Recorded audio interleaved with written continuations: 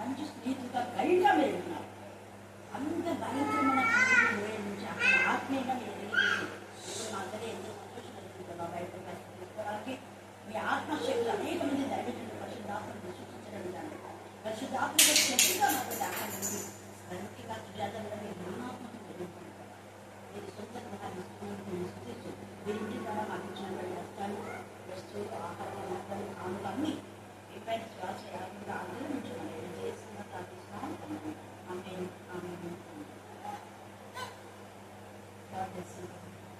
అయితే బాబు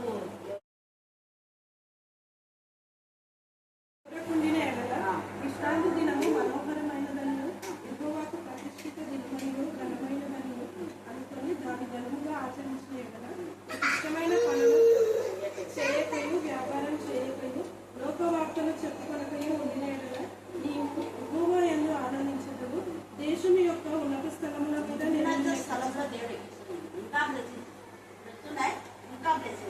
నేను నిన్ను ఎక్కించదను. నీ తండ్రి అయిన యాకోబు స్వాస్థ్యమును. నీ తండ్రి అంటే మీ నాన్నను కలిసి కోల్పోదు వాళ్ళ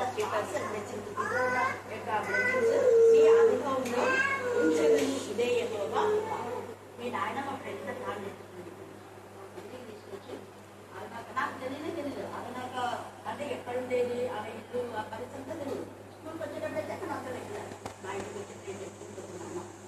చిన్న చాలా ఏడుస్తుంది. ఇలా పట్టుకొని ఆదరించాలంటే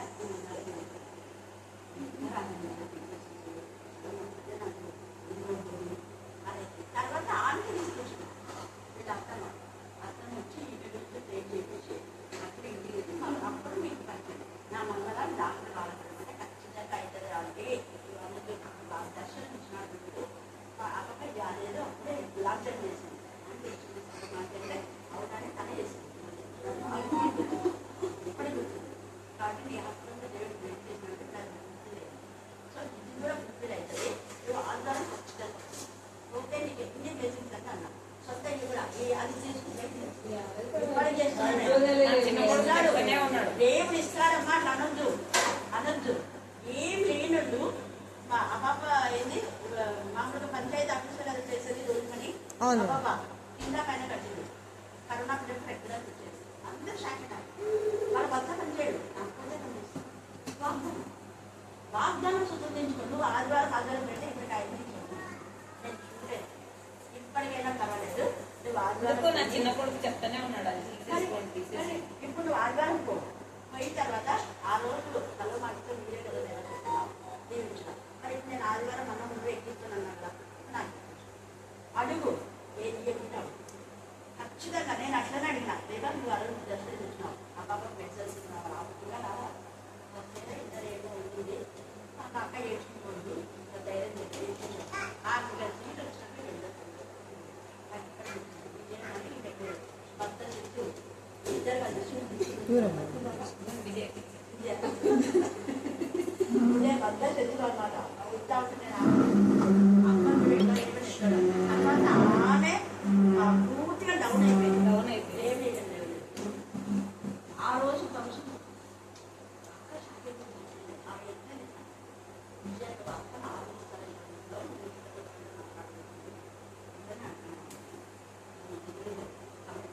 ఖచ్చితంగా నీకు ఏమి ఇస్తాను కదా ఇంతమందికి చిల్లర ఇస్తాను. నువ్వైతే ఆదివారం ఎందుకంటే కంపెనీలో వేరే కంపెనీ అట్లా అదే కంపెనీ అదే ప్రమోషన్స్ ఉంటాయో లేదో తెలియదు. ఏమన్నా ప్రేమ గల ప్రభావ మీకు ఎంతగా నాకు స్తోత్రం తెలియకొచ్చాం తండ్రి. మీరు నా ప్రభావం మాత్రం నేను ఉచితమైన కూర్చుంటున్నాను తండ్రి. మీరు ఎన్నిసార్లు అమ్మాయి నా ప్రభావం కానీ అద్భుత రీతిగా ఆమెగా నా ప్రభావం నువ్వు నన్ను ఇవ్వడం ద్వారా నా తెలియదు నాకు ఈ విధానంలో నా ప్రభావం మీరు అందరూ తెలియగలిగింది ప్రభావ అని ఇల్లు కూడా నా ప్రభావం మీదే దేవ కనుగొనడం మరి పంపించిన వాళ్ళ ఆహ్వానం బట్టి మనకి ఇచ్చిన ప్రేమ గల మనసును బట్టి మీకు ఎంత చూసింటారు కూడా తక్కువ. పెద్ద పాపకు వచ్చిన ప్రతి విధమైన పరిస్థితి ఎంత సహిస్తున్నా గద్దించి అదొక బంధించమని ప్రార్థిస్తాను. The name of Jesus, we command the power of God to answer with repeat, sir. my life will become loser, all life will become harsh. దేవా కానీ ముందు నన్ను తెలుగు ఆ బిడ్డ ప్రతి నలుగులో మీరు రక్తం ఇంకా ఇంకెప్పుడు రాకుండా ప్రవేశిస్తున్నాను. దేవా అక్కడ బట్టి నా పదనే వచ్చినప్పుడు అలాగే బిడ్డకి మన కోడలు బట్టి సుజాతలు అక్కడ జ్ఞాపకం తీసుకొని అక్కడ ఎంతగా మీరు ఆస్వాదించినారో విని నేను ఎంత సూచించాను తప్పే. ఆ రోజు మీ హస్తము ఆమె తోడుగా ఉంచినాను, కరుణాహస్తం, దక్షిణ హస్తం, దేవా మీ దయగల హస్తం, మీ గాయపడిన హస్తాన్ని తోడుగా వచ్చి స్వస్థపరిచే విధానాలు ఆమె హస్తం వచ్చి ప్రసరింప చేస్తారు అన్నారు తల్లి నిజంలో. అది ఇప్పుడు ఇస్తున్నావు నా ప్రభ నా తరమైన చూడడం మీరు నెరవేర్చినందుకు నేను సిద్ధిస్తున్నాను. సొంత గృహాన్ని మీరు ఇస్తున్నాను, స్తోత్రం. దేవా గృహం గురించినటువంటి తపన కృష్ణ దేవా మా ప్రభావం సుజాతకు మీరు దాయిచ్చమని ప్రకటిస్తున్నాను. మీరు సొంత ఇంటిని ఇస్తున్నారు ప్రభా, ఏది బాడిగా నిండున్నట్టు మీ తెల్ల స్వాస్థ్యం మాత్రం బిడ్డకు దాయిచ్చు ఆశీర్వాదంతో మీరు నింపడతారు. మీకే స్తోత్రం, మీకే స్తోత్రం, మీకే స్తోత్రం, మీకే స్తోత్రం. దేవా భర్తలు మా ప్రభావ మీకు దీవించండి. మీకు ఇష్టమైతే గర్భఫలం దాయిచ్చు. మీకు అసాధ్యమైన ఏది కూడా లేదు ప్రభావ, అందుకే నేను సూచిస్తున్నాను. దేవా మా ప్రభావం ఒక్కడు మా ప్రభావం మీకు దాయిచ్చు. అంటే ఎంతగా తన కోడలు తన సొంత కుటుంబాన్ని ప్రేమిస్తుంది ప్రభావ, అందుకైనా ఆమె గుర్తుగా నేను దాయిచ్చమని ప్రార్థిస్తున్నాను. దేవా తెలుసు మరి అందరూ కూడా అందరూ సదలు ఇంత గొప్ప మార్పు మీరు ఇచ్చినారు. దేవా స్తోత్రం, స్తోత్రం, స్తోత్రం. ఇంకా మార్చండి. అన్నకు వచ్చేటటువంటి పెన్షన్ వేస్ట్ చేయకుండా మిమ్మల్ని ఎంతగా నా ప్రభ నా తల్లి సిద్ధపడినారు. చిన్నప్పటి నుంచి అక్క అన్నిటితో నేను తెచ్చుకున్నాను. మరి చిన్న కుమారుడి విషయంలో కూడా అద్భుతకరం మీరు చేస్తున్నారు, మేము నమ్ముతున్నాం. దేవా నా ప్రభా మరి పెద్ద కుమారుని మరి వాళ్ళంతటే సుజాతను ఆస్వాదించినట్టుగా చిన్న కుమారుడు ఉన్నత స్థాయిలో మేము ప్రత్యక్షమై ప్రార్థిస్తున్నాం. కనికరించండి, కృప దాయించండి, కృప దాయించండి, కృప దాయించండి, కృప దాయించండి, కృప దాయించండి ప్రార్థిస్తున్నాం. మీకే వర్ణాలు తెలుస్తూ మా ప్రభావ ముఖ్యమైన అంతరికన్నా మీ జ్ఞానాత్మక కలిగితే చిన్న పిల్లలు వారి యొక్క తల్లిదండ్రులు వారి యొక్క అన్నలు మా ప్రభావం వారి పిల్లలందరూ రైట్గా మీరు వాడుతున్నట్టు మేము స్థితిస్తూ ఏ స్నామంలో ప్రార్థిస్తున్నాం అంటే ఆమె ఆమె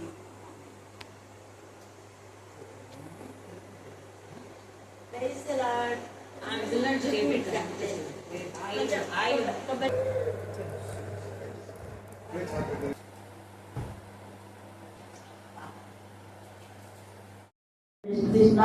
దేవా నూతనంగా నీ బిడ్డల మరలా ఈ రోజు నా ప్రభ నా తల్లి నేర్చుకున్న లేఖన భాగాలు వారి జీవితాల్లో మీరు ఫలింపచేయమని ప్రార్థిస్తున్నాం.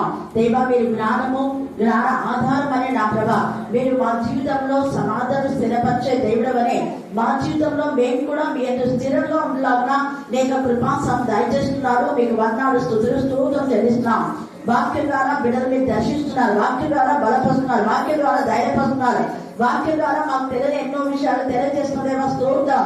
దేవా వాక్యంలో మీరు వాక్యంతో మీరు మారుస్తున్నారు. వాక్యం బయలు వెళ్ళించినప్పుడే ఆత్మీయ మానసిక శారీరక రుగ్మత నుంచి విడిపించమని ప్రార్థిస్తున్నాం. దేవా నీ వాక్కు భూమిగంతాలకు బయలు వెళ్ళేదిగా ఉన్నందుకు మేము స్తుతిస్తున్నాం.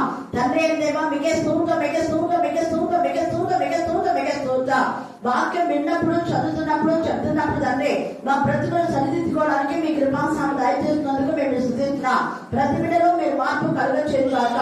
ఇంకా ఎంతమంది నా ప్రభ నా తండ్రి మీ యొక్క జీవితం మా ప్రభ జీవితంలో పరిశుద్ధతను కోల్పోయినారో విశ్వాసము విధేయత ప్రేమ పరిశుద్ధత లేని బిడ్డలకు మీరు పరిశుద్ధమైన జీవితం దయచేది కాక. దేవా మరి నా తండ్రి ముఖ్యంగా నా ప్రభ మీ నామంలో మీ రక్తంలో ప్రతి ప్రాంతం విని దేవ నా తండ్రి మా యొక్క భారతదేశం యొక్క స్త్రీ నిమిషకు నా ప్రభ మీరు ఇచ్చిన విడుదల విమోచన ఇది మీరు ఇచ్చిన విడుదల అని ఆమె గుర్తించి జీవిత పర్యంత వరకు నేను హత్తుకొని అనుకుని సాక్షిగా సాధనగా ఉండటానికి కృపాసాన్ని దాయించుగాక. ఆమెకు సహకరించిన ప్రతి ఒక్కరిని వారి కుటుంబాలు మీరు ఆశ్రయించుగాక. అవును ప్రభా ఒక ఆడపిల్ల బాధపడుతుంటే మిగతా వాళ్ళని అతన్ని సహకరించే నేచర్ దయచమని ప్రార్థిస్తున్నా. ఎవరు ఆడపిల్లలైనా మా ఆడపిల్లలనే జ్ఞానం మా భారతదేశం వాళ్ళకి దయచమని ప్రార్థిస్తున్నా. ఇంగిత జ్ఞానం లేకుండా నా తల్లి దేవా ఆడవారితో ప్రవర్తించే మృగాలతో మీరు మాట్లాడుతున్న దేవా స్తోత్రం. దేవా మీకే స్తోత్రం, మీకే స్తోత్రం, మీకే స్తోత్రం, మీకే స్తోత్రం, మీకే స్తోత్రం. మీకే వర్ణాలు చెల్లిస్తూ చదవన లేఖన బాగా ఆశించి విడిచి మా అందరి జీవితాలు మీరు ఫలింపజేస్తూ సోదరి సునీత నా తల్లి దేవా మీరు ధైర్యపరుస్తూ బలపరుస్తూ ప్రేమ మహదేశ్ బట్టి ప్రశస్తమైన మీ సన్నిధానములకు వధింపబడిన గొర్రెపిల్ల రక్తానికి మరొకసారి బంధాలు స్తుతులు స్తోత్రం చెల్లిస్తున్నాం. నమ్మదగిన దేవుడు, చాలినంత దేవుడు, అనుదినము నూతనమైన మీ వాక్యాలతో మమ్మల్ని సమకూరుస్తున్నారు. దేవా ఈ రోజు మీరు పంపిన నూతన ఆత్మలకై మీకు వందనాలు స్తుతులు స్తోత్రం చెల్లిస్తున్నాం.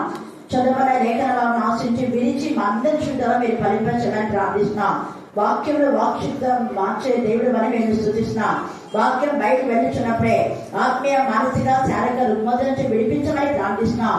నమ్మదగిన దేవ, వాక్యం ద్వారా ధైర్యపరచండి, వాక్యం ద్వారా బలపరచండి, వాక్యం ద్వారా కుంగిపోయిన వాళ్ళు లేవనెత్తని, వాక్యం ద్వారా విశ్వాసంలో, విధేయతలో, ప్రేమలో, పరిశుద్ధత ఎక్కడ పడిపోయినారో సరి చేసుకొని మరలా మొదటి ఆధ్యాత్మిక విలువలు స్వతంత్రించుకునేలాగా మీ కృపా సాందాయించు గాక.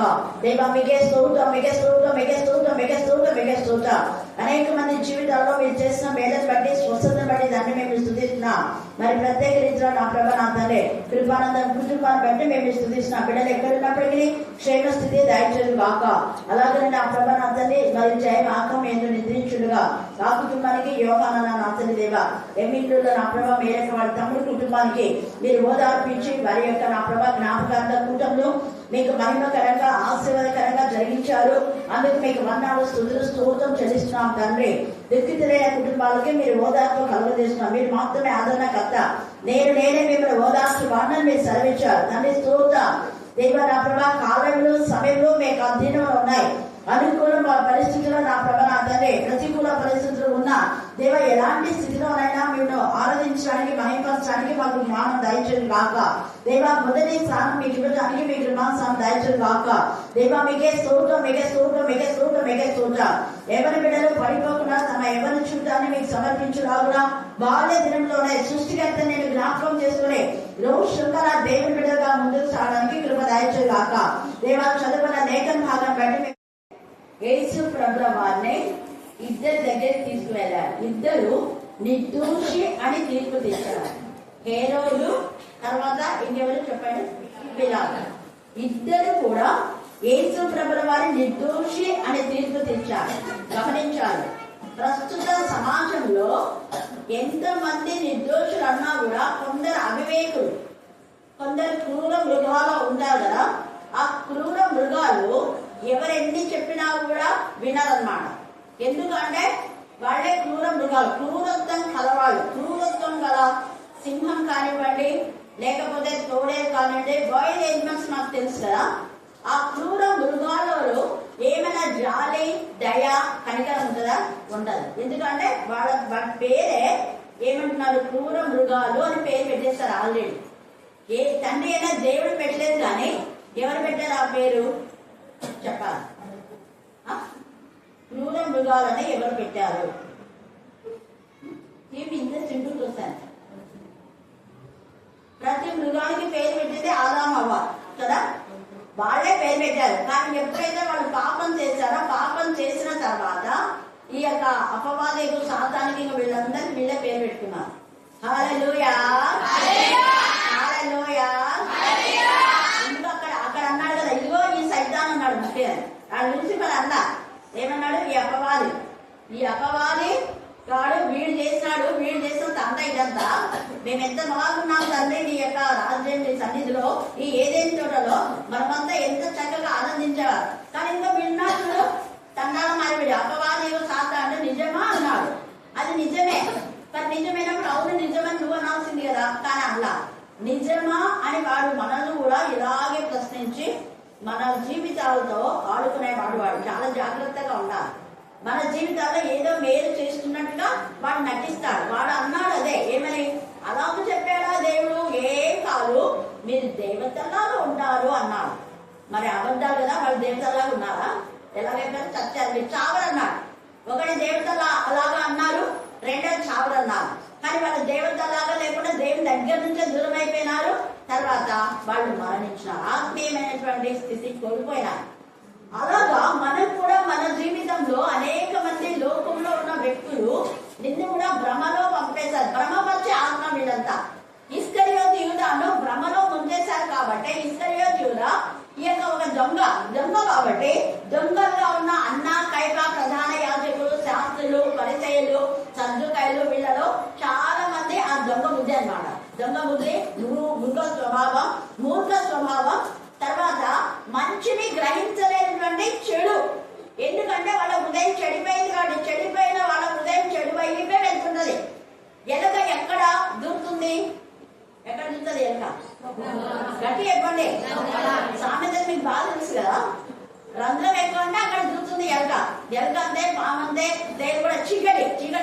ఉండాలి. మనం లైట్ వేసినామంటే వెంటనే ఎక్కడ చీకటి ఉంటే చీకటి వైపు వెళ్తుండే, ఎందుకు దాని బతుకంతా చీకటి బ్రతికే.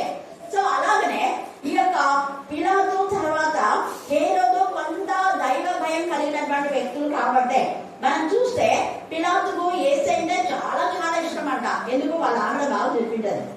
హేరోదు కూడా. తర్వాత ఇక్కడ చూడండి 8వ వచనం చదవండి.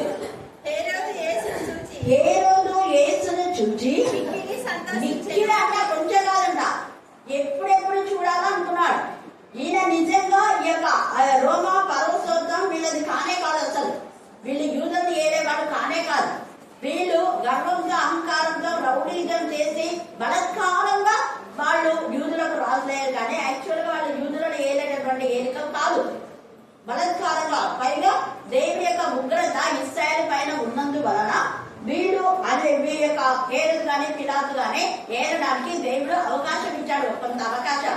అపవాదికి కూడా ఇస్తాడు, అపవాదికి కూడా కొంత అవకాశం ఇస్తాడు. మన ప్రకటన 20లో వాడు బంధించమన్న వాడిని విడిపించి మళ్ళా కొంత అవకాశం ఇస్తాడు. ఈ అవకాశాన్ని ఇచ్చినందుకు వాడు నాకు ఇక నా ఇంత వాళ్ళు లేరు అన్నట్టు ఇంకా బిల్డప్ ఇస్తా ఉంటారు. మన సంఘాల్లో, వీధుల్లో, రాజకీయంలో, కుటుంబాల్లో కూడా. కుటుంబం కొంచెం పెద్ద కోడలకు కాకుండా చిన్న కోడలకు ఇచ్చిన అనుకో పెత్తనం అయిపోయా, మొత్తం తొలగి పడేస్తుంది కదా.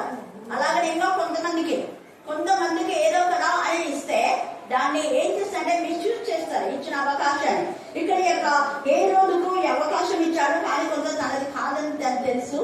అందుకని యేసుని చూడాలనుకున్నాడు. యేసు అద్భుతాలు, ఆశ్చర్యాలు, వింతకారులు, గొప్ప కార్యాలు, సూచక్రియలన్నీ చూశాడు. అందుకని ఇక్కడ ఏమంటున్నాడు, ఆయన ఏమైనా సూచక్రియ చేస్తాడేమో. ప్రజలంతా తండోపతండాలుగా యేసై గురించి చెప్తున్నప్పుడు విన్నాడు ఈయన. ఎందుకంటే వాళ్ళంతా ఆబ్సెంట్ అయిపోతున్నారు. సైన్యాధిపతులు కానీ వీళ్ళు రాలేదు రాజుగారు అంటే ఎందుకు రాలేదు అంటే యేసయ్య అక్కడ ప్రసంగాలు చేస్తున్నా అంట, అందుకు అక్కడ అవునా ఏం చేశాడు ఇలాగా ఎంత మందో యేసయ్య యొక్క మరి ఆయన యొక్క మహిమ, ఆయన యొక్క ఆశ్చర్యకారులు, అద్భుతకారులు, వింతకారులు, సూచక్రియలు, గొప్ప క్రియలు చెప్పాడు. కాబట్టి ఇక్కడ కూడా ఏమైనా చేస్తాడేమో అని ఒక ఆశ అంట. ఏదైనాను ఒక సూచక్రియ చేయగా చూడ నిరీక్షించి బహుకాలం నుండి ఆయన చూడగోరడు. ఎంత అద్భుతం చూడండి. ఏ రోజు రాజు యేసుని చూడాలనుకున్నాడు, ఇప్పుడు అదే యేసయ్య ఆయన ముందుకు వచ్చాడు. ఈ యొక్క రాత్రి కాల సమయం నందు నువ్వు ఏదైతే ఆశిస్తావో అది ఖచ్చితంగా దేవుని ముందుకు తీసుకొస్తాడు. హల్లెలూయా, హల్లెలూయా, హల్లెలూయా. మిక్కిలి సంతోషం అంట, మిక్కిలి ఎంత సంతోషం చూడండి. తర్వాత చూడండి ఏమంటున్నాడు, ఆయన చూసినప్పుడు చాలా ప్రశ్నలు వేసిన ఒకటి కాదంట, ఏంటంట చాలా. అవన్నీ రాయడానికి ఇక్కడ అవకాశం లేదు. ఎందుకంటే మరి ఉదయం నుంచి 12 గంటల వరకు ఆయనను ప్రశ్నించడం, బాధించడం, వేధించడం ఇవే సరిపోయింది. 12 ఆ టైంలో సిలువ వేశారు. 3 గంటల వరకు సిలువలో ఉన్నాడు. హల్లెలూయా, హల్లెలూయా.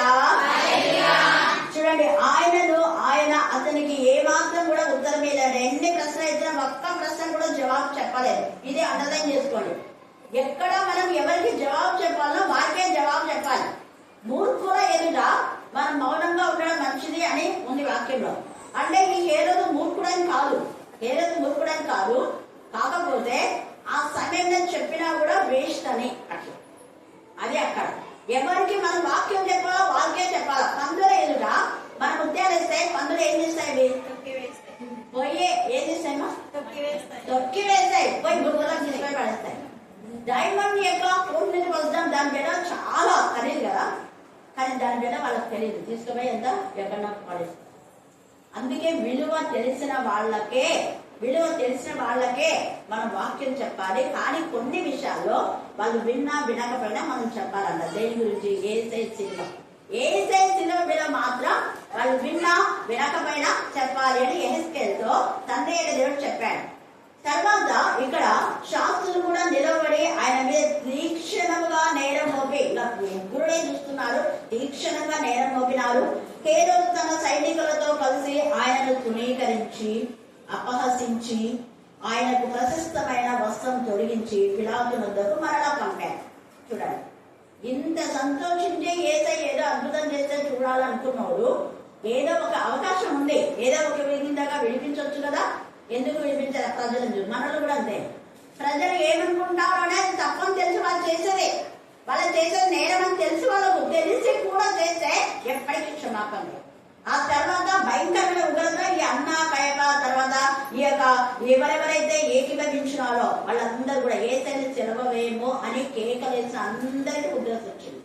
మనకు లేఖనాల్లో రాయబడ్డానికి మరి అంత లేదు కాబట్టి, కానీ వాళ్ళందరికీ కూడా ఉంటుంది. ఎందుకంటే దేవుడి లేఖన ఆధారాలు ఉన్నాయి. కొన్ని సూచనలు మనకు చూపించారు. ప్రకటన 11వ అధ్యాయంలో ఇద్దరిని బాధ పెడితే వాళ్ళు కూడా సేమ్ యేసు ప్రభుల వారిని ఎలాగా ఇక్కడ బాధ పెట్టారో అక్కడ వాళ్ళని కూడా బాధ పెట్టారు. వాళ్ళని చంపేస్తే వాళ్ళు కట్నాలు తీసుకొని సంతోషపడాలి. ఇక్కడ ఏసేను సెలవు వేయము అని చెప్పినప్పుడు ఏసేను చంపండి అని చెప్తే వీళ్ళు కూడా ఏసే సెలవు ఇవ్వబడిన రోజు బాగా ఎంజాయ్ చేసుకున్నారు.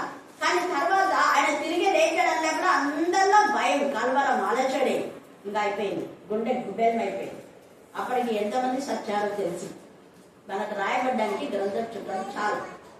అక్కడ వెంటనే జీవాత్మ వాళ్ళకి వచ్చి వాళ్ళ పైకి పోతుంటే కేవలం ఇద్దరు సాక్షుల కంటే దేవుడు పంపినటువంటి సాక్షులే మరణ జీవాత్మ వచ్చి పైకి పోతుంటే భూమి కంపించి భయంకరమైన భయస్పాతాలు అక్కడ జరిగి 7,000 మంది చస్తే ఇక దేవుడి కుమారుడైన యేసయ్యను బాధ పెడితే ఎంతో జరిగింది. కానీ రాయడానికి చాలా. పైగా దేవుని పిల్లలకు హాని చేసిన వాళ్ళ పైన దూత వెళ్ళి ఒకే రోజు 1,85,000 మంది ఏం చేసింది? మొత్తి పడేసింది. దేవునికి ఎంత రోషం ఉండాలి. తన ప్రియ కుమారుడు ఇలా చేస్తే ఊరుకుంటాడా? వీళ్ళకవన్నీ తెలుసు. తెలిసి కూడా మన ధర్మశాస్త్రం బాగా తెలుసు కదా. ధర్మశాస్త్రం తెలుసు, శాస్త్రులకు ప్రధాన యాజకులకు వీళ్ళందరికీ కూడా తెలిసి కూడా ఇలాగా ఏసైనా మళ్ళీ ఏం చేస్తున్నా అంటే ఇక పిలాతు దగ్గరికి పంపుతున్నాము. ఇక్కడ ఏ రోజేమో ఈయన మీద ఏ నేరం లేదు అని ఆల్రెడీ చెప్పేస్తే పిలాతు దగ్గర పంపించాడు. మళ్ళీ పిలాతు ప్రధాన యాజకులను అధికారులను ప్రజలను పిలిపించి ప్రజలు తిరగబడినట్టు చేయించున్నాడని మీరు మనుషులు నా ఇద్దరు తెచ్చితే ఇదిగో నేను మీ ఎదుటైతేని విమర్శింపగా మీరు ఇతని మీద మోపిన నేరంలో ఒక్కటైనా నాకు కనపడలేదు.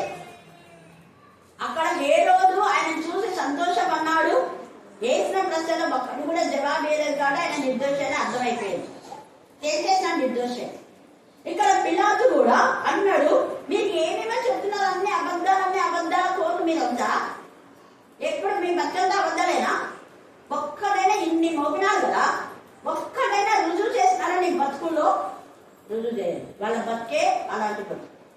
ఎప్పుడు నేరాలు మోపడమే బతుకు. ఎందుకంటే వాళ్ళు నేరాల్లో ఉన్నారు కాబట్టి, వాళ్ళు ఉండేదే నేరాలు ఘోరాల్లో ఉన్నారు. అందుకని వాళ్ళకు మా ఇతరులలో మంచి చూసేటటువంటి అలవాటు లేదు. వాళ్ళ బతుకంతా నీచమైన బ్రతుకు. నీచులకు పచ్చ కామేల వాళ్ళకు లోకం అంతా ఎలా కనపడుతుంది? పచ్చ కళ్ళందరూ పెట్టుకుంటే పచ్చ, నల్ల కళ్ళందరూ పెట్టుకుంటే నల్లగా. ఒకవేళ పెళ్లిచూలో పోయినప్పుడు నల్ల కళ్ళందరూ పెట్టుకుని తిన్నాను పోయి, ఎందుకంటే కన్ను ఏమో అయింది అందుకనే బ్లాక్ స్పెట్స్ పెట్టుకున్నాడు. ఆ పిల్ల మంచిగా ఉంది, చక్కగా మంచిగా ఉంటే ఏందా ఏం చెప్పావు పిల్ల గురించి అంటే, ఏం చెప్పమంటావు? నల్లని పిల్లల గురించి మళ్ళీ ఏం చెప్పమంటావు అంటున్నా. అదేంటిరా నీకేమైంది?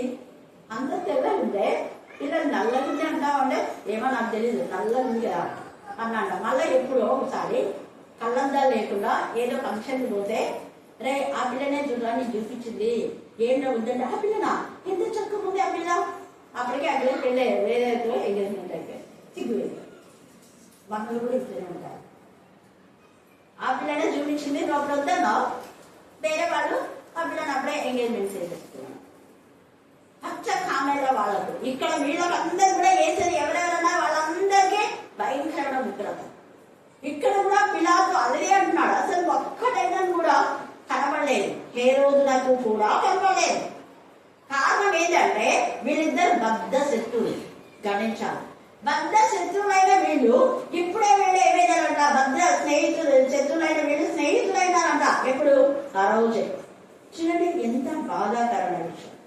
ఏసైని బట్టి ఏసయ్య ప్రిన్స్ ఆఫ్ పీస్ అని చెప్పింది. అందుకే కింద రాయబడి చూడండి 12వ వచనం. అంతకు ముందు ఏ రోజులో పిలాతును ఒకరికొకరు శత్రువులై ఉండి ఆ రోజే ఒకరికొకరు మిత్రులైనారంట. ఎందుకు? ఏసు మిత్రులైపోయి ఏసు ప్రభుల నిర్దోషి అన్నారు. లేదంటే హేరోదు దోషి అంటే ఈయన నిర్దోషి అంటాడు, ఈయన నిర్దోషి అంటే ఎద్దేవంటే సెద్దేవా అంటాడు. వీడు ఏంటంటే ఆయన గుండె ఉంటాడు, అంతే కదా. కానీ ఇప్పుడు మాత్రం ఇద్దరు కలిసి ఒకే విధానంలో లేదు యేసు ప్రభువా నిర్దోషి అని ఇద్దరు వారి సహవాసంలో ఉండే స్నేహితులు అయిపోయి మంచి తీర్పు వాళ్ళు ఇచ్చారు. ఆ తీర్పు ఇద్దరు ఇచ్చినా కూడా వీళ్ళకి బుద్ధి లేదు. ఎంతో పెద్ద హేరోదు ఖచ్చితంగా ఆయన చంపేస్తానే, హేరోదుకి ఆయన ఇంటి ఇష్టం లేదే, అప్పుడు ఇక్కడి నుంచి పో అన్నారు కదా అని అనుకునేటారు. కానీ హేరోదు ఎప్పుడు ఏం చేయాలో అని తెలుసు. అందరు హేరోదులు ఒకే హేరోదు లాగా ఉండాలి. తర్వాత ఇక్కడ మనం చూస్తే చూడండి 15వ వచనం. హేరోదు అతను మా ఇద్దరు తిరిగి పంపాను కదా, హేరోదు అతని తిరిగి మా ఇద్దరు పంపాను కదా, ఇదిగో మరణంలో తగినదేదియు, ఇదిగో మరణములకు తగినదేదియు ఇతడు చేయలేదు. మరణ శిక్ష విధించమని వాళ్ళు అంటున్నారు. కానీ అంటున్నాడు మరణములకు తగింది ఏది చేయలేదైనా, ఏది మరణానికి తగింది చేయకుండా మీరు ఎలా చెప్తున్నారు మరణ శిక్ష విధించమని అని అంటున్నాడు. మరణ శిక్షకు తగింది చేయనప్పుడు నేను ఎలా తీర్పు చెప్తాను వాళ్ళకు? అందుకనే ఇక్కడ అడుగుతున్నాడు అనమాట. ఏది చేయలేదు, తగినది ఏది చేయలేదు కాబట్టి నేను అతనిని శిక్షించి విడుదల చేయదని వారితో చెప్పగా వారందరూ వీరిని చంపివేసి మాకు బరబ్బను విడుదల చేయమని ఏకగ్రీవంగా కేకలు వేశారంట. ఎంత బాధ్యత! ఇక్కడ హేరోదు పిలాతు ఏకగ్రీవంగా ఆయన నిర్దోషి అన్నాడు, ఆయన నిర్దోషి. కానీ ఇక్కడ వీళ్ళు ఏకగ్రీవంగా ఆయన సిలువ వేయము, చంపండి అన్నారు. ఎందుకు అన్నారు? మళ్ళీ ఎవరు కావాలంటే వాళ్ళకు మళ్ళీ ఎక్కాలా బరబ్బా ఎవరు? బంది కొడుతున్నారు. అంటే వీళ్ళంతా బంది కొడుతున్నారు. దొంగలు సహవాసం, తాగోదు సహవాసం కదా. వ్యభిచారులు సమాజంగా లోకంలో అంతా ఇద్దరులే అనుకుంటుంటారు. పాపం చేసే వాళ్ళతో ఏకమవుతారు. అలాగనే దోచుకునే వాళ్ళతో ఏకమైపోతారు. ఇక్కడ ఎంత ఇదిగా మళ్ళా వాక్యం ఏమైందంటాం, మనము ఒక దొంగతనం చేయకూడదు, నీ పొరుగుని ఏది ఆశించకూడదు అని చెప్తాం కదా. మళ్ళా వాళ్ళనే ఆశిస్తుంటారు. ఏది ఆశించకూడదు అనేది మళ్ళీ వాళ్ళ వాక్యం ఏం చెప్తారు, ప్రార్థన చేస్తారు, పాడతారు, అన్ని చేసి మళ్ళీ ఇతరులను ఆశించే జీవితమే. వాళ్ళ బతుకులో వాళ్ళ ఆత్మను రక్షించేటటువంటి ఇది లేదు. ఇందాక మనం చూసినాం అక్కడ పాటలో అనేక మంది బీడు భూములను చీకటి కాలం వస్తుంది, కాపర్లైన వాళ్ళు లేకపోతే విశ్వాసైన వాళ్ళు ఏం చూడాలంటే బీడు భూములు, పండనటువంటి భూములను తవ్వాలి, బీడు భూములను సరి చేయాలి, పాడైన స్థలాలను కట్టాలి, పడిపోయిన ఆత్మ లేపాలి, దొంగలుగా ఉన్న దొంగలు సరి చేయాలి, తాగుబోతులను సరి చేయాలి. వ్యభిచారుల గురించి చెప్పినప్పుడు ఒక వ్యభిచారాన్ని మార్చావా అని అంటాడు. రోజు వ్యభిచారుల గురించి మనం చెప్తుంటా, వాక్యం మంచిదే, మరి ఒక్కరన్నా శుద్ధి చేయమన్నారా? దాని అర్థం ఏంటంటే వాళ్ళు చెప్పేటటువంటి చెయ్యరు, చేసేది చెప్పరు అని అర్థం. హల్లెలూయా, హల్లెలూయా, హల్లెలూయా. యేసే ముఖాన చెప్పారు, మీరు వేషధారులు, మీరు విషసర్పాలు, మీరు సున్నం పట్టిన సమాజం, కంపు వాసన మీ బతుకులంతా కంపు వాసన. మగ్దలేనే మరితో ఎంతమంది పాపం చేశారో వాళ్ళందరూ వేసే సెలవు అంటే వాళ్ళ ముఖాన్ని అన్నారు. మగ్దలేనే మరి మారినందుకు ఆమె ఎంతగా బాధ పెట్టినారు. వాళ్ళ మెయిన్ టార్గెట్ అదే. మగ్దలేనే మరియతో పాపం చేయకుండా మరియ పరిశుద్ధురాలైపోయింది. ఎవరెవరైతే మగ్దలేనే మరియతో పాపం చేయాలనుకున్నారో వాళ్ళందరూ చెంప మీద కొట్టిండదు ఖచ్చితంగా. అందుకనే వాళ్ళకు రోషం వచ్చేసింది. తర్వాత దయ్యాలు పోగొట్టే 2000 దయ్యాలు పోగొట్టే, అవి బాబే 2000 దయ్యాలు పోగొట్టి మా యొక్క పశువులని చచ్చిపోయినా అది వాళ్ళ బాధ. అవును కదా, వాడు బాగైనాడని బాధ లేదు, వాళ్ళు బాగైనాడు కదా అని ఆ దేవుడిని నా మైండ్ వచ్చేది. వాళ్ళ బాధ అంతా పందుల గురించే బాధనే. మనుషులు ఒక బాగుపడినాడు కదా, వీళ్ళు స్వస్థత పడినారు కదా, వీళ్ళు ఆత్మీయంగా ఎదిగారు కదా, ఒక్కొక్క రక్షణ వీళ్ళు రక్షణ పొందారు కదా, రక్షణలో ఆత్మీయంగా బలపడుతున్నారు కదా అన్న ఇంగిత జ్ఞానం లేదు. ఎందుకు? వాళ్ళు రక్షణలో ఒకరిని కూడా బలపరిచే బాపతి కాదు, రక్షించకుండా మనం కడగొట్టే బాపతి. అందుకనే బరబ్బా కావాలి అన్నారు. వాళ్ళ బతుకులు బరబ్బా లాంటి బతుకులు కాబట్టి బరబ్బా కావాలి అని అంటున్నాడు. ఎందుకంటే కీర్తన కాలం కూడా 95వ కీర్తన 95 తేజగా రాయబడింది. 9 నుంచి 11 చదవండి. మీ పితరులు నన్ను పరీక్షించి శోధించి నా కార్యము చూచిరి 40 ఏళ్ల కాలము 40 ఏళ్ల కాలము ఆ తరము వారి వలన ఆ తరము వారి వల్ల నేను విసిగిపోయిన తండ్రి అయిన దేవుడు ఎన్ని మేలు చేసినా మళ్ళీ మోసే మీదనే సనగడం. మోసే వాళ్ళ కోసం నీళ్లు రప్పించాడు, మాంసం అంటే మాంసం ఇచ్చాడు, వాళ్ళ యొక్క పాదాలు కమ్మలేదు, వాళ్ళ వస్త్రాలు పాడవలేదు. ఇన్ని అద్భుతాలు మోసని బట్టి పగలు మేఘస్తంలో రాత్రి అగ్నిస్తంలో దేవుడు నడిపించాడు. మోస లేకపోతే వాళ్ళ అందరూ కూడా నాశమైపోయేవాడు. అన్ని మేలు చేస్తే మళ్ళీ మోసే పైన సనిగారు. దేవుడు కూడా విసికాడు. ఎందుకు విసికినాడంటే తాను పంపిన దైవజనుల పైన వీళ్ళు బాధలు పడినందుకు దేవుడు విసికాడు. మోషేని పంపింది దేవుడు, మనుషుల చేత పంపబడలేదు. విసికాడు. చదవా. 40 ఏళ్ల కాలము 40 ఏళ్ల కాలము ఆ తరము వారి వలన నేను విసికి వారు హృదయంలో తప్పిపోవు ప్రజలు. వాళ్ళు ఎక్కడ మైక్ తీసుకోండి, వాళ్ళు ఎక్కడ అక్కడ వెనకాల వాళ్ళు ఏంటంట హృదయంలో అందరు చెప్పండి. ఎవరు వాళ్ళు? హృదయంలో తప్పిపోవు తప్పి వీళ్ళ హృదయం సరిగా లేదు, వీళ్ళ బతుకు సరిగా లేవు. హృదయంలో తప్పిపోయిన వాళ్ళకు యేసయ్య హృదయం అర్థం కాదు, రక్షణ పొందిన హృదయం అర్థం కాదు, స్వస్థత పొంది దేవుని స్తుతించేటటువంటి హృదయాలు వీళ్ళకి అర్థం కాదు. హృదయంలో తప్పిపోవు దేవుడు అంట. ఇంకా చెప్పు. వారు నా మార్గం తెలుసుకొనలేదని అనుకోండి. వారు నా మార్గం తెలుసుకొనలేదని అనుకోండి. దేవుడు ఉండే చెప్తారు. వాళ్ళకి అసలు నా మార్గం అంటే తెలిసే వాళ్ళు ఇలా ఎందుకు చేస్తారు? యేసయ్య మార్గం సత్యం జీవమైనాడు. యేసయ్య నరకం నుంచి, పాపం నుంచి, శాపం నుంచి, వేద నుంచి, రోధ నుంచి, నింద నుంచి, బాధ నుంచి, అప్పులు ఆర్థిక సమస్యల నుంచి మనం విడిపిస్తాడని తెలిసి కూడా యేసయ్యను ఇలాగా చెరవేయము అని చెప్తున్నాడు. వాళ్ళ పాపం వాళ్ళే ఏమైతుంది పట్టుకుంటుంది, వాళ్ళ పాపములకు వాళ్ళే ఉత్తరాలు అవుతున్నారు. అందుకని అంటాడు, నీ వాళ్ళ ప్రాణమునకు నువ్వు చెప్పినా వాళ్ళు వినకపోతే వాళ్ళ ప్రాణ శిక్ష వాళ్ళే ఏమైతారు ఉత్తరాలు. చదవండి 11. కావున నేను కోపించి మీరెన్నడూ నా విశ్రాంతిలో ప్రవేశించారు. ఎవరైతే దేవుడు పంపిన వానికి విరోధంగా ఉంటారో ఎప్పుడు దేవుని రాజ్యంలో చేరరు కాకర్చారు. హైమావతి తేటగా చెప్పింది అన్నమాట. వాళ్ళందరూ కూడా ఏంటంటే మనుషుల చేత వాళ్ళంతా పిలువబడ్డారు, కానీ పిలిచిన పిలుపులకు సరైన విధానంలో ప్రవర్తించలేదు వాళ్ళు. అందుకని యేసయ్య ఏం చేశారంటే కుంటివారిని శారీరకమైన కుంటివారే వాళ్ళు, కానీ వాళ్ళ హృదయం దేవునికి ఇష్టం కాదు. శారీరకంగా గుడ్డివారే వాళ్ళు, ఆత్మతో దేవుని చూస్తున్నారు, ఆత్మ నేత్రం తెరవన్నాయి, ఆత్మ చెవులు వాళ్ళకు ఉన్నాయి, దేవుని వాక్యానికి వాళ్ళు లోపడుతున్నారు వాళ్ళు. అందుకనే వాళ్ళని తీసుకురమ్మని చెప్పి పెళ్లి విందులో వాళ్ళతో పాటు నిండిపోయింది. ఒకటి అక్రమంగా అడ్డుగోలుగా మత్తయి సువార్త 22లో పెళ్లి వస్త్రాలు ధరించుకొని వచ్చాడు. అయ్యే వీళ్ళకి క్షమించాలి, పెళ్లి వస్త్రాలు లేకుండా వచ్చాడు. ఇదేంటి మీ యొక్క యూనిఫామ్ అంతా ఒకలాగా ఉంది, వీడేంది ఇలాగ వచ్చాడు? అడ్డుగోలు వచ్చింటాడు వాడు, ఎందుకంటే వాడి భక్తంతా అడ్డుగోలు బతికే. ఇక్కడ ఏ విధానంలో దూరి, సంఘంలో దూరి, సమాజంలో దూరి దౌర్జన్యం బలత్కారం చేసినట్టుగా అక్కడ కూడా చెల్లుతుందిలే అనుకున్నాడు, కానీ అక్కడ జరగలేదు. అక్కడ తీసుకుపోయి విని నరకంలో పడేసేయండి వీడు, అక్కడ ఏడుపు పండుగ.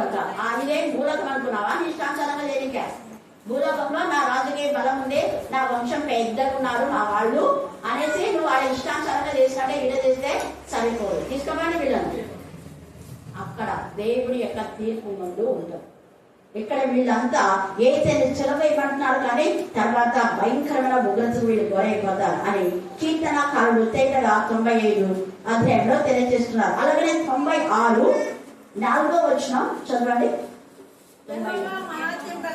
యెహోవా మహాత్మ్యం గలవాడు, ఆయన అధిక స్తోత్రం పొందదగిన వాడు, సమస్త దేవతల కంటేను. అదే దేవతల కంటే అన్యులు వచ్చినప్పుడు నేను వాళ్ళతో ఇదే చెప్తా. అన్యులు కొంతమంది యేసయ్యనే ఎందుకు నమ్మాలి అన్నదానికి ఇది నిదర్శనం. ఏ దేవతలనే పడే వాళ్ళు మేమే దేవతలము అని ఎవరు చెప్పలేరు కూడా. ఏ గ్రంథాలలో లిఖిత పూర్వకంగా లేదు. కానీ తండ్రి అయిన దేవుడు నేనే దేవుడను, నేను ఒక్కడే దేవుడను, నేను మాత్రమే దేవుడను, నేను మాత్రమే స్తోత్రాలున్నాడు, నాకు మాత్రమే మీరు ఘనత ఇవ్వాలి, నేను మాత్రమే సృష్టికర్తను, నేను మాత్రమే పాప శాపను విడిపించేవాడని, నేను మాత్రమే యేసయ్య నా ప్రియ కుమారుని పంపించి ఆయన రక్తంలో విడుదల విమోచన మీకు అంటున్నాడు కదా. సమస్త దేవతల కంటేను ఆయన పూజనీయుడు. సమస్త దేవతల కంటే పూజనీయుడేనా? నేను అదేనా వాళ్ళు మీకు దయ్యాలు పట్టింది అంటున్నారు. మేము కూడా విన్నాము, క్యాన్సర్ కూడా చేశాము.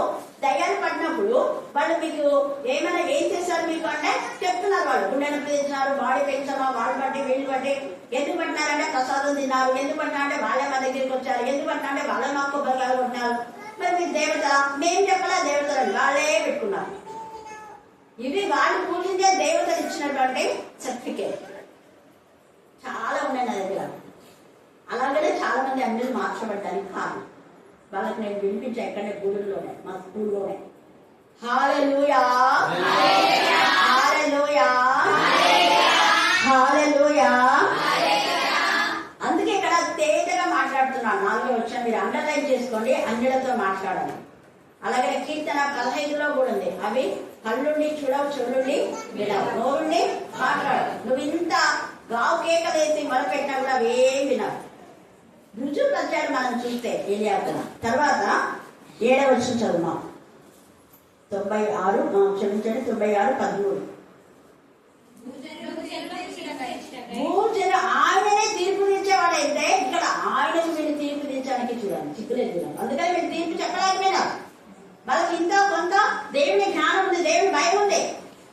అయ్యి బాబాయ్ మేమా ఆ యొక్క సర్వోన్నతమైన దేవుని కుమారుడికి మేమేం చెప్పాలి? అసలు మేమేం చెప్పాలి? ఆయన నిర్దోషి, ఆయన దోషి కాదు, ఆయన నిర్దోషి అని వాళ్ళు తీర్పు చెప్పేస్తున్నారు.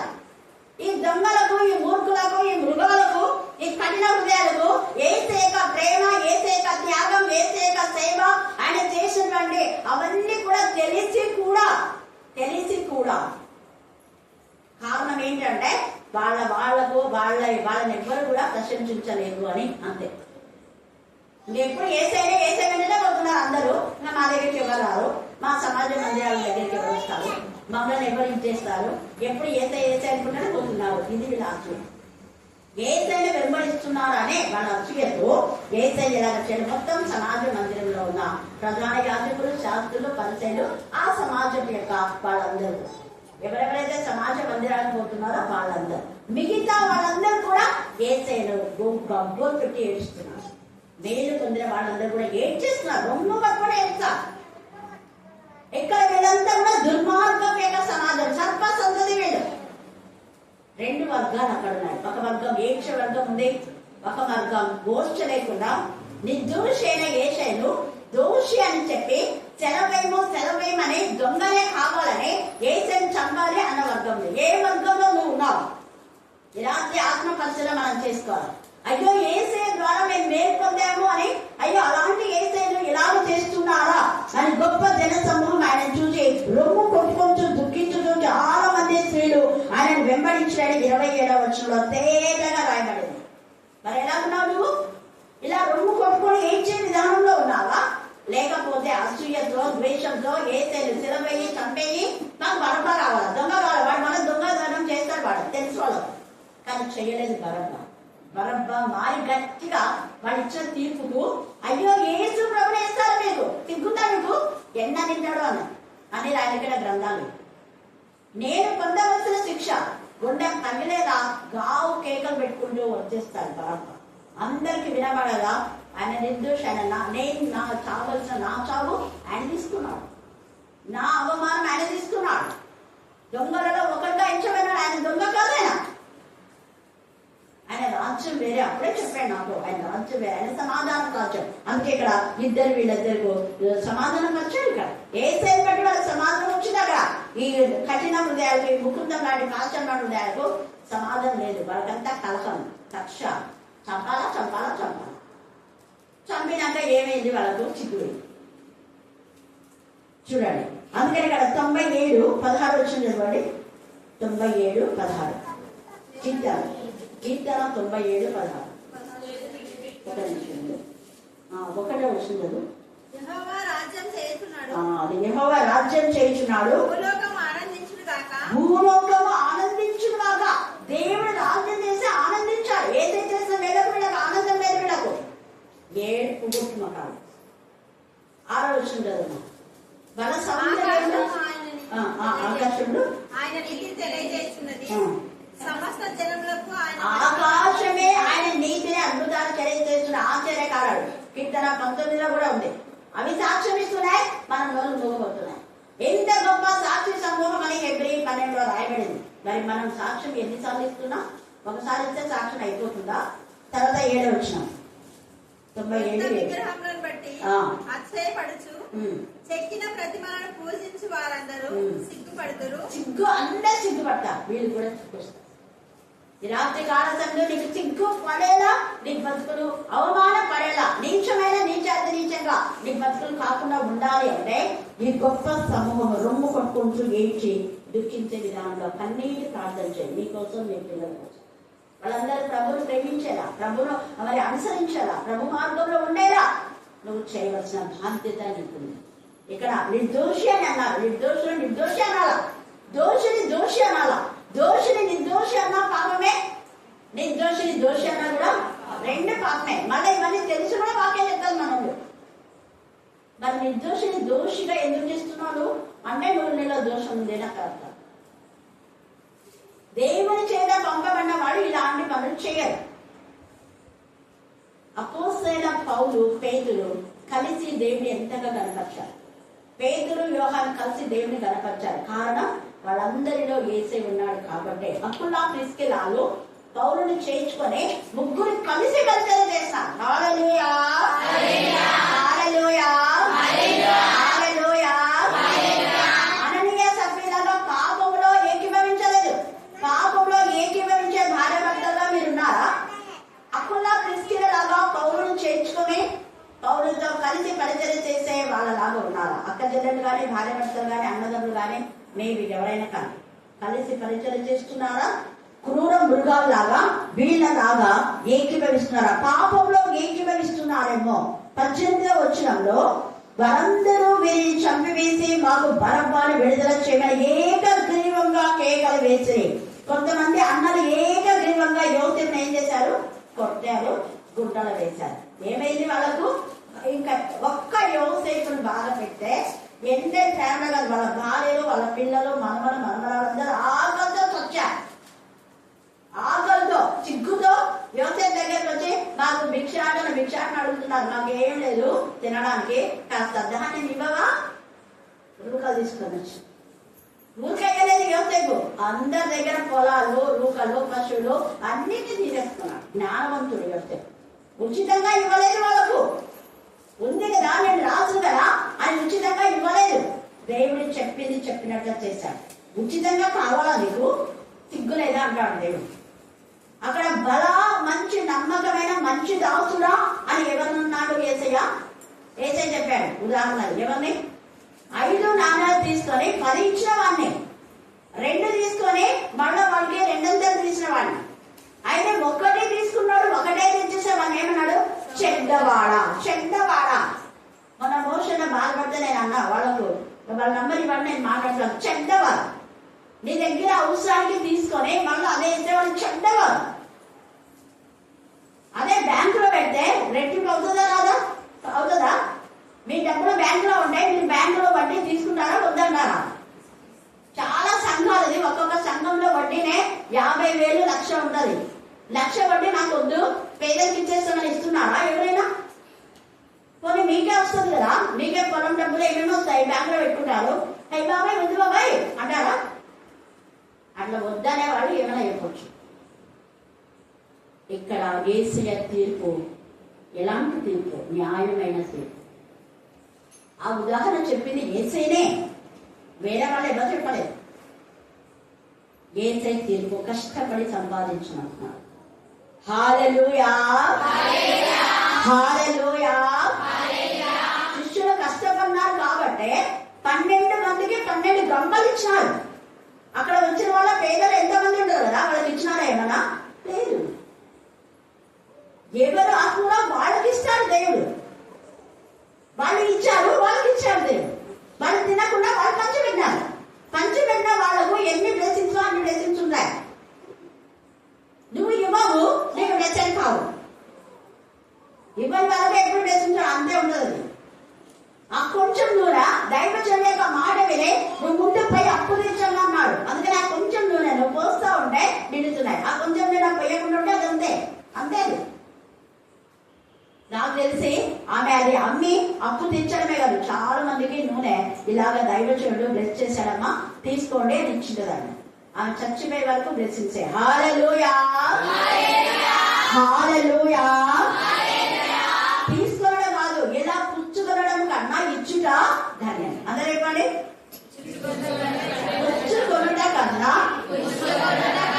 ఇచ్చుట ధన్యత. పుచ్చుకొనుట కన్నా ఇచ్చుట ధన్యత. వేరే వాళ్ళతో ఊరికే కాంగ్యం తీసుకోవడం కాదు, మనం ఏమిస్తున్నాం? కనీసం వాగ్దానాలు ఇస్తున్నావా? బైబిల్ లేని వారికి బైబిల్ ఇస్తున్నావా? దేవుడు ఎక్కడ అడుగుతాడు? ఖచ్చితంగా అడుగుతాడు దేవుడు. ఏమి ఇస్తున్నావు? ఎంతసేపు వాళ్ళ దగ్గర నుంచి తీసుకోవడమేనా నీ బతుకు? నువ్వేమిస్తున్నావు అంటాడు దేవుడు. అలాగా అనేవాళ్ళు ఎవరంటే ఇలాంటి క్రూర మృగాలు కల వాళ్ళు ఎంతసేపు వాళ్ళ స్వార్థాన్ని మాత్రమే చూసుకున్నారు. వాళ్ళ యొక్క ఇదంతా ఏసైను బాగా మెచ్చుకుంటున్నారే, ఏసై వెంట వెళ్తున్నారని అసూయతో ఏసైని సిలువ వేశారు, చంపమన్నారు. కానీ తర్వాత భయంకరమైన ఉగ్రత వారికి వచ్చినారు. తర్వాత మళ్ళా మనం ఇంకొక భాగంలో ధ్యానం చేసుకుందాం. ఇక్కడ పిలాతు వీళ్ళందరూ కూడా ఆయన నిర్దోషి అని తీర్పు తీర్చాడు. కాకపోతే వాళ్ళు అలాగా చెప్పి వీళ్ళు కూడా సిలువ వేయడానికి, ఏసై చనిపోవడానికి దేవుడు కూడా అలౌ చేశాడు. మనలో కూడా కొన్ని శ్రమలు దేవుడు అలౌ చేస్తాడు. 10 దినములు శ్రమ కలుగును మరణ మటుకు నమ్మకం. ఆ శ్రమల ద్వారా నేను బ్లెస్ చేయడానికి, శ్రమల ద్వారా నేను ఆశీర్వదించడానికి ముందే శ్రమలు వస్తాయి. ఆ శ్రమను ఓవర్కమ్ చేసావంటే నీవు చెప్పలేనంత, ఊహించనంత బ్లెస్సింగ్స్. యోసేపు ఆ బాధను బేర్ చేశాడు కాబట్టి ఎంత ఆశీర్వాదం. యేసయ్య ఈ శిలువను బేర్ చేశాడు కాబట్టి కొన్ని కోట్ల మంది లెక్కించలేని జన సమూహం ఆయన బిడ్డలుగా క్రీస్తు వంశావళిలో చేర్చబడ్డారు. క్రీస్తు వంశావళిలో చేర్చబడ్డానికి యేసయ్య యొక్క రక్తం యొక్క విలువ కట్టబడి దేవుడు లేఖన భాగాన్ని దీవించి ఆశీర్వదించుగాక. ఆమేన్, ఆమేన్. చివరి ప్రార్థన.